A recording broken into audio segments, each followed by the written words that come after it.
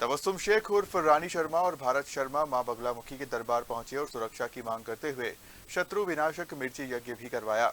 दोनों ने अंतरधार्मिक विवाह के बाद कट्टरपंथी विचारधाराओं से खतरे का दावा कर मां से रक्षा की गुहार लगाई। आस्था और डर के बीच झूलती जिंदगी जब हर दरवाजे से निराश होकर लौटती है तो आखिरकार विश्वास ही आखिरी सहारा बनता है। कुछ ऐसी ही उम्मीद लेकर एक दंपत्ति मां बगलामुखी के दरबार पहुंचा, जहां उन्होंने अपनी और अपने परिवार की सुरक्षा के लिए मां से गुहार लगाई।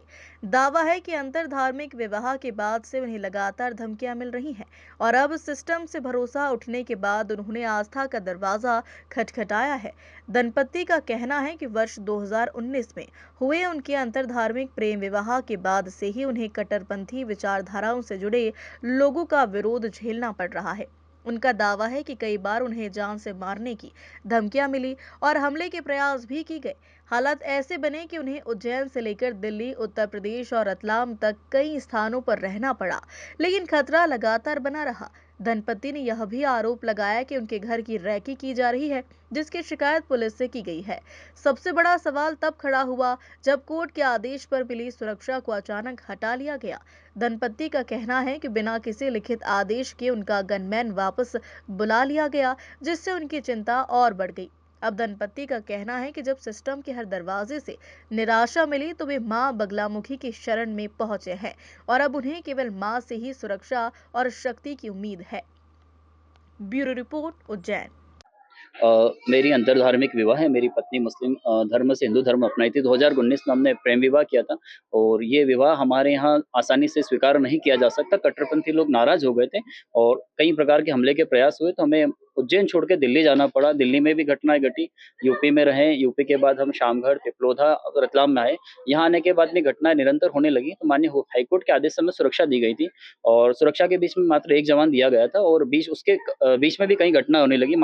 पिछले 23 तारीख को भी घर की रेकी हुई थी और उसके पूर्व में, जिसका हमने आवेदन दिया था और जाँच की माँग करी थी कि इस पे जाँच करी जाए। ये लोग घर की रेकी कर रहे हैं, मुँह बाँध के आए, बिना नंबर प्लेट की गाड़ी, घर की तरफ इंडिकेटर दिया और पुलिस वाले को देख के सीधे चले गए, जिस पे कोई जाँच नहीं करी गई।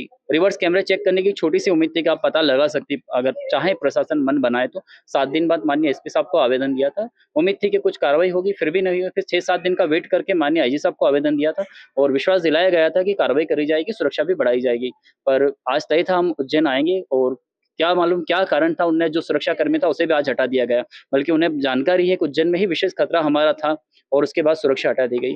अब कह सकता हूँ कि प्रशासनिक जितने भी लोकतंत्र के स्तंभ से सभी को हमने प्रयास किया है लोकतंत्र में अपनी बात रखने की। सभी जगह से उम्मीद समाप्त होने के बाद माता से ही आध्यात्मिक शक्ति की उम्मीद है और आध्यात्मिक सुरक्षा की ही उम्मीद अब हम कर सकते हैं।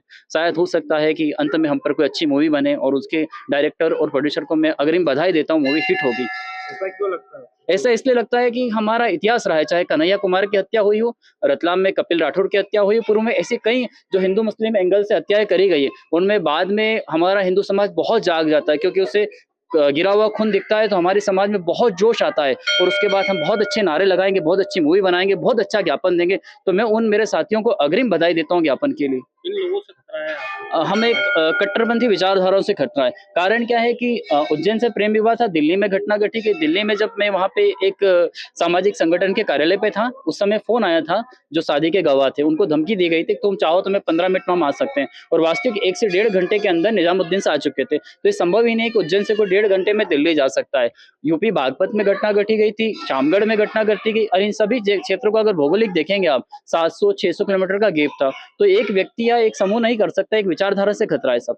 किस तरह का पूजन आप करा रहे हैं? क्या माँ से शक्ति की ही कामना करते हैं और सुरक्षा की कामना करते हैं। माँ से उम्मीद करते हैं कि सद्बुद्धि दें उन निर्णायक लोगों को जो इस प्रकार की सुरक्षा का निर्णय ले सकते हैं, उनसे यही उम्मीद करेंगे सब।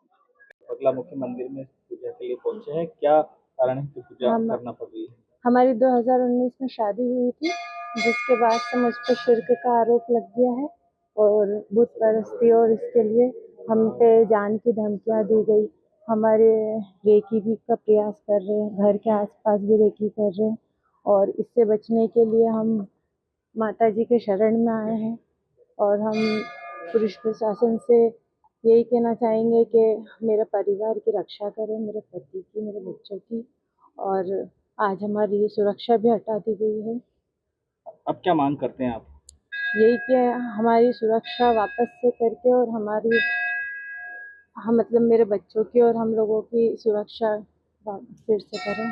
जी, आपका नाम बताएं। मेरा नाम पूर्व में तबस्सुम शेख था और अब शादी के बाद धर्मांतरण के बाद मेरा नाम रानी शर्मा है। Thank you.